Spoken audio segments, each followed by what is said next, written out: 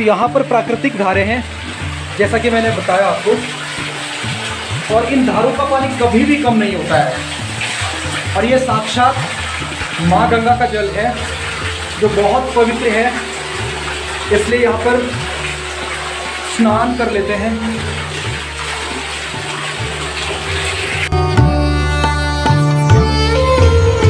ये काल सर्प योग के निवारण के लिए किसी ने चांदी का नाग यहाँ पर दान किया है।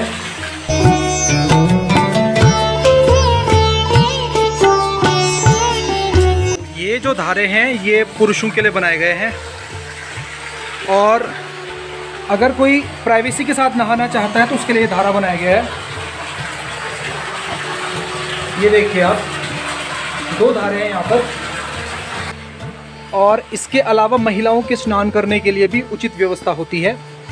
तो ये रहे वो धारे।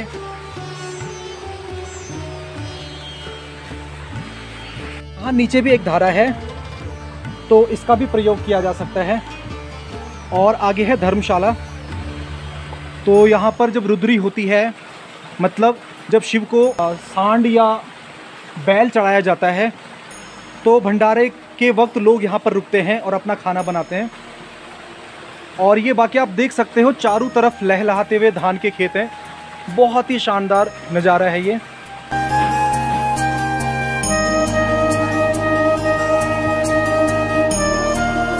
यहाँ पर बारिश के समय में या जब धूप ज़्यादा तेज़ हो जाती है तो उस समय में यहाँ पर खाने की व्यवस्था सुचारू रूप से चल सके, तो उसके लिए यहाँ पर एक खुला हॉल बनाया गया है।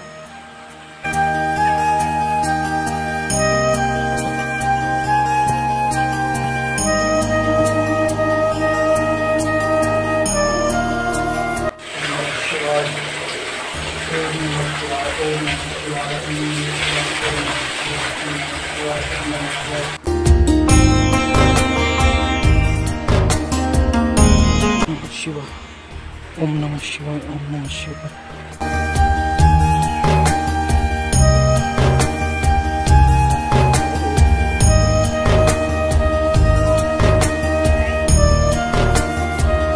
तो यहाँ से जलाभिषेक और जो दुग्धाभिषेक किया जाता है मंदिर में, उसका जल यहाँ पर आता है। या गंगा के तुल्य ये जल माना गया है।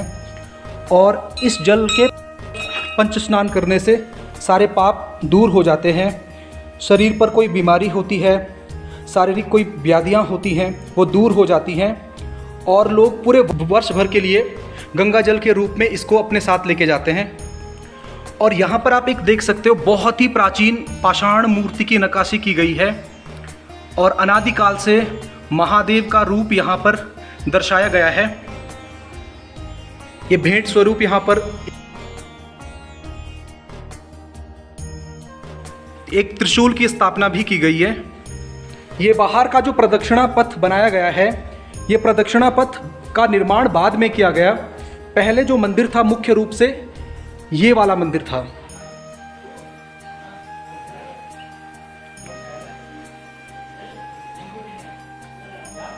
और सुबह से शाम तक यहाँ पर बहुत सारे लोग आते हैं जो भंडारा करते हैं यहाँ पर, और दान स्वरूप नंदी बैल को अर्पित करते हैं। यहाँ पर नंदी बैल को अर्पित करना 7 जन्मों के पापों के नाश के बराबर होता है। तो आप देख सकते हो। मैं मंदिर के अंदर के दर्शन आपको नहीं कराऊंगा, क्योंकि मंदिर के अंदर स्वयंभू शिवलिंग है जो किसी ने यहाँ पर लाके नहीं रखा, पहले से ही यहाँ पर मौजूद था।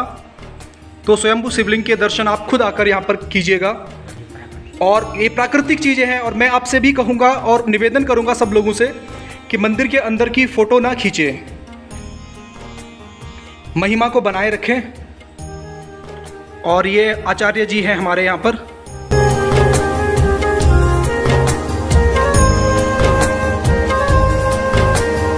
ये काफ़ी ज़्यादा हरियाली है यहाँ पर। मैं किसी भी प्रकार के फ़िल्टर का या सेचुरेशन का या कंट्रास्ट को कम ज़्यादा करने का प्रयास नहीं करूँगा। प्राकृतिक रूप से जो आपको दिख रहा है ये वही हरियाली है, वही प्राकृतिक सौंदर्य है। ये यहाँ पर धर्मशालाएं हैं। और ये पुराना रास्ता, ये जो आपको ये दिख रहा है, ये पुराना रास्ता था। पहले जब हम लोग यहाँ पर नंदी बैल को चढ़ाने आते थे तो इसी रास्ते से होते हुए आते थे, लेकिन आजकल यहाँ पर रोड का भी निर्माण किया जा चुका है, तो इस रोड के सहारे भी आप यहाँ पे पहुँच सकते हैं। अब एक कहानी और जुड़ी हुई है कि भगवान शनिदेव शिव के परम भक्त शिव शंकर से मिलना चाहते थे, परंतु किसी कारणवश शिव दर्शन नहीं देना चाहते थे शनिदेव को। इसलिए कई महीनों तक शनिदेव ने शिव का इंतज़ार किया, उनकी गुफा के बाहर, उनके रहने के स्थान के बाहर। इसलिए हर जगह पे शिवालय में आपको शनिदेव का मंदिर भी इस प्रकार दिख जाएगा। तो ये शनि की पवित्र शिला है। यहाँ पर काल सर्प योग, दोष निवारण और शनिदेव से जुड़ी हुई अन्य पूजाएं की जाती हैं। मैं आपका ध्यान थोड़ा सा आकर्षित करना चाहूँगा। हमारे दादा दादी जी लोग एक कहानी सुनाया करते थे कि ये जो आपको विशाल शिला दिख रही है, ये भीम शिला है। और कुछ लोग मानते हैं कि भीम ने नमक की डली, एक नमक की डली यहाँ पर रखी हुई है, और उसके ऊपर जो छोटी सी शिला आपको एक और दिख रही होगी, वो जो शिला है यह पूरी मिर्च है, और ये भीम के खाने का सामान है। और यहाँ पर आपको ये जो विशाल बोल्डर्स दिख रहे होंगे, बड़े बड़े पत्थर दिख रहे होंगे, इससे जुड़ी हुई एक कहानी ये ऐसी है कि पहले जो भगीरथ थे गंगा को इस स्थान से लेकर आना चाहते थे, और वो गंगा को अपने साथ लेकर भी आए। उसके प्रमाण आप देख सकते हो, यहाँ पर बहुत सारे पत्थर दिख रहे हैं आपको, और ऐसे पत्थर केवल और केवल नदियों के किनारे दिखते हैं या ऐसी जगहों पर दिखते हैं जहाँ पर नदी बहती है। इस मंदिर के चारों ओर अगर आप देखोगे तो ऐसा लगता है कि किसी समय कालखंड में यहाँ पर बहुत बड़ी नदी आई होगी या बहुत बड़ी बाढ़ आई होगी, जिस कारण यहाँ पर बहुत सारे पत्थर हैं। और पानी भी यहाँ पर आज भी बहुत ज़्यादा है, लेकिन किसी कारणवश भगीरथ को यहाँ से वापस लौटना पड़ा, और फिर गंगोत्री से वो गंगा को लेकर आगे बढ़े। एक कहानी ऐसी है। दूसरी एक और कहानी है जो वास्तविकता के काफ़ी निकट है। अगर आप इस मंदिर के शिवलिंग को देखेंगे तो शिवलिंग पर सब्बल के निशान आपको दिखेंगे, और वो सब्बल के निशान से जुड़ी हुई कहानी ऐसी है कि काफ़ी प्राचीन समय में यहाँ गांव के आसपास के गांव के लोग जो थे वो घर बनाने के लिए, पत्थर तोड़ने के लिए यहाँ पर आए, और उन्होंने एक बड़ी सी शिला को चुना कि ये पत्थर के लिए बहुत उपयोगी है। और उस पर जैसे ही उन्होंने सब्बल से प्रहार किया तो बहुत सारे सांप और नाग देवता वहाँ पर प्रकट हुए, और उन लोगों को ऐसा करने से रोका, और उस पत्थर से दूध भी निकला। पंडित जी अभी बता रहे हैं कि उस पत्थर से दूध भी निकला, दूध की धार निकली। और इस बात के प्रमाण हैं, मैं आपको बता सकता हूं कि अगर आप मंदिर में प्रवेश करेंगे तो आप स्वयंभू शिवलिंग को देख पाएंगे, और उस पर सब्बल के निशान जो हैं वो आज भी मौजूद हैं। तो ये बात साबित करती है कि आस्था अगर होती है तो देव भी वहां प्रकट होते हैं, अवश्य प्रकट होते हैं। अब इसको मैंने क्यों कहा आपको कि अष्टमुखी मंदिर है, तो यहाँ पर मैं आपको द्वार गिनवा देता हूँ। ये प्रथम द्वार है, जो प्रथम प्रवेश द्वार है, जहाँ से आप हवन कुंड के निकट प्रवेश करते हो, और सीधा ये मंदिर के दिव्य स्वरूप के दर्शन भी आपको कराता है। उसके बाद आगे अगर आप बढ़ेंगे तो द्वितीय द्वार आपको दिखेगा। इस द्वार से भी आप अंदर प्रवेश कर सकते हो। और आगे अगर आप बढ़ेंगे तो यहाँ पर तृतीय द्वार है। तृतीय द्वार से भी आप अंदर जा सकते हो। और यह द्वार विशेष इसलिए भी है क्योंकि जो जलाभिषेक का जल और दुग्धाभिषेक का जो दूध होता है, उसका जो पवित्र कुंड है वो सबसे निकट पड़ता है। और उसके आगे एक दिव्य प्राचीन पाषाण शिव मूर्ति भी है दीवार के ऊपर। उसके बाद चतुर्थ जो प्रवेश द्वार है वो मुख्य प्रवेश द्वार भी है। जब मुख्य प्रवेश द्वार से आप अंदर जाएंगे तो यहां से आप अंदर जा सकते हैं। अब मैं आगे बढ़ता हूं। यह हमारा पंचम द्वार है, पांचवा द्वार है, यहां से भी आप अंदर जा सकते हैं। उसके पश्चात ये षष्ठम द्वार है, छठवां द्वार है, यहाँ से भी आप अंदर जा सकते हैं।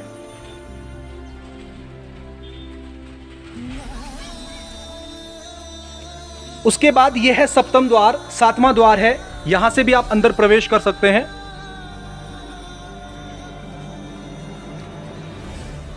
और ये वाला है अंतिम अष्टम या 8वां द्वार। तो इस प्रकार अष्टमुखी मंदिर है ये। और जैसे पैठानी महादेव, पैठानी राहु मंदिर के बारे में मैंने आपको बताया था कि वहां पर अर्ध परिक्रमा की जाती है, लेकिन इस मंदिर में अर्ध परिक्रमा करने की आवश्यकता नहीं है। और वो आवश्यकता इसलिए नहीं है कि प्रदक्षिणा पथ में ये देखिए आप पूरा का पूरा रास्ता है हमारे पास। हम इस गंगा की जलधारा को लांघ कर जाने की कोशिश ना भी करें तब भी हम लोग यहाँ से आगे जा सकते हैं। और जो भी शिव मंदिर होते हैं वहाँ पर जो परिक्रमा की जाती है वो वाम दिशा से की जाती है, बाईं दिशा से की जाती है। और जब भी आप परिक्रमा करते हुए आएंगे तो ये गंगा का जो जल है ये इसको अपने ऊपर आप इस तरीके से छिड़किए और फिर आगे जाके आप नंदी बैल के पांव छुइए और फिर आप आचार्य जी से टीका ग्रहण कर सकते हैं। श्रद्धा के साथ लोगों ने अन्य देवों के लिंग भी यहाँ पर स्थापित किए हुए हैं।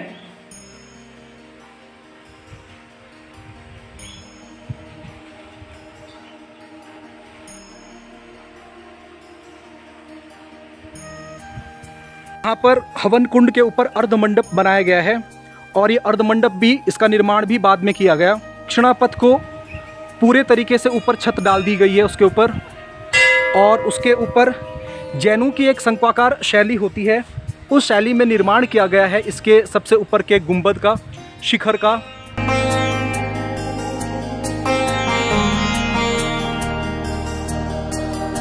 ये है हम लोग कोटेश्वर महादेव, कुटगढ़ाई महादेव मंदिर में, और अभी दर्शन करके बहुत ही अच्छा लग रहा है। जन्माष्टमी का जो व्रत है वो सफल हो जाता है।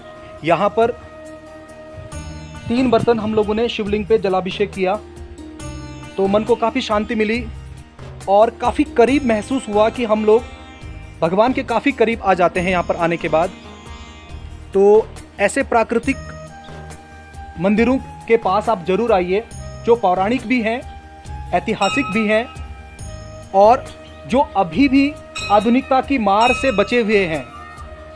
मंदिर के अंदर अगर आप देखोगे तो प्राकृतिक शिवलिंग है, कोई किसी ने बनाया हुआ शिवलिंग वहाँ पर स्थापित नहीं किया है। आजकल आप देखते होंगे कि कहीं पर भी पेड़ के नीचे एक शिवलिंग डाल दिया और कोई भी बाबा वहाँ पर बैठ जाते हैं और फिर आपकी भविष्यवाणी करने लगते हैं और फिर रुपए कमाने का अपना एक धंधा शुरू कर देते हैं। तो यहाँ पर ऐसा कुछ नहीं है। जो कुछ भी आप देखोगे आप प्राकृतिक देखोगे। स्वयंभू शिवलिंग है यहाँ पर, मैं बार बार दोहरा रहा हूँ, स्वयंभू शिवलिंग जो है वो काफ़ी कम मंदिरों में होते हैं। बाहर से मंदिर देखने में उतना आकर्षक ना लगे, लेकिन उसकी अंदर की महिमा बहुत ज़्यादा होती है और उसी के लिए मंदिर में पूजा की जाती है। आप देख सकते हो ये लोगों ने यहाँ पर नंदी बैल चढ़ाए हुए हैं। तो साक्षात अगर आप बैल नहीं चढ़ा पाते हो, चांदी या फिर संगमरमर के बैल यहाँ पर मंदिर में चढ़ाए जाते हैं। तो ये चाचा जी हमारे, तो ये थोड़ा बताएंगे आपको मंदिर के बारे में, कुछ बताना चाहोगे आप कब से आते हैं यहाँ पर, और आपके जो पूर्वज लोग थे वो यहाँ पर आते थे, क्या जानते हैं मंदिर के बारे में, जो भी छोटा मोटा आपको पता हो। वही पीढ़ी से चल के आ रहा मंदिर। हाँ जी। और हम लोग पहले रात को मेला लगता था, अब हाँ जी। होता है। बाकी भगवान की भक्ति तो सबके साथ है। जी बिल्कुल। अभी भी वो आप उस मेले को आप क्या चाहते हैं कि वो मेला दोबारा यहाँ पर होना चाहिए? ये मेला तो होना चाहिए। जी जी। यात्रा तो जैसे देश में माता होते हैं और अमरनाथ होते वैसे यहाँ पे होना चाहिए। जी बिल्कुल बिल्कुल। हर चीज। तो बहुत ही अच्छी बात आपने करी कि जो पुराने जमाने में जैसे नौबत बजती थी मंदिरों में, ताराकुंड में नौबत बजती थी, ढोल दमाव वादन होता था हर शाम को, नहीं तो कीर्तन तो कम से कम जरूर होता था, तो वैसे ही यहाँ पर भी कुछ ऐसा होना चाहिए। ये प्राकृतिक मंदिर है, इनको बचाने की कोशिश करनी चाहिए हम लोगों को। धन्यवाद।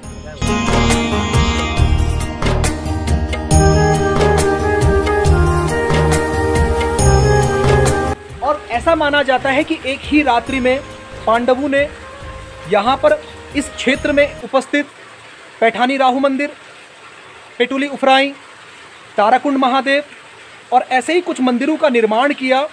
और जो आखिरी मंदिर रह गया था वो कुटखंडाई महादेव का कोटेश्वर महादेव मंदिर रह गया था।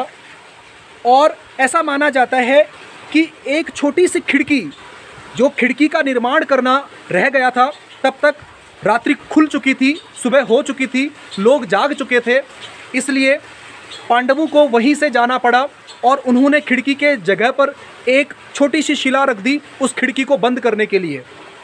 अगर समय होता तो वो खिड़की भी वो बंद करके और पूरा निर्माण करके जाते। तो इसके भी साक्ष्य मैं आपको दिखाऊंगा मंदिर में कि जो खिड़की है उसके सामने एक शिला रखी गई है और वो खिड़की आज भी खुली हुई है। जब भी कोई भवन का निर्माण होता है तो आप लोग जानते होंगे कि भवन के ऊपर चढ़ने के लिए हम लोग कुछ जगह खाली छोड़ देते हैं, कुछ खिड़की नुमा जगह हम लोग खाली छोड़ देते हैं, और वो जो खिड़की नुमा जगहें होती हैं वो हम लोग आखिरी में भरते हैं जब भवन का निर्माण पूरा हो जाता है। तो मैंने जैसा कि आपको बताया कि जब पांडवों ने इस मंदिर का निर्माण किया तो सुबह हो चुकी थी और इस कारण वो इन खिड़कियों की आकृति के जो जगहें थी उनको भर नहीं पाए। इस प्रकार आप ऊपर भी देख सकते हो कि अद्भुत इंजीनियरिंग का प्रयोग किया गया है। अगर आप पत्थरों को देखोगे तो केवल और केवल पत्थरों का प्रयोग यहां पर किया गया है। बाद में किसी कालखंड में यहां पर सीमेंट का प्रयोग किया गया है, अन्यथा इतने बड़े बड़े विशाल पत्थरों को इस प्रकार यहां पर व्यवस्थित करके रखा गया है कि मंदिर काफी मजबूत बन जाता है। आप देखिए ऊपर कहीं पर भी लकड़ी का प्रयोग बिल्कुल नहीं किया गया है, केवल और केवल पत्थरों का प्रयोग किया गया है। ये देखिए आप,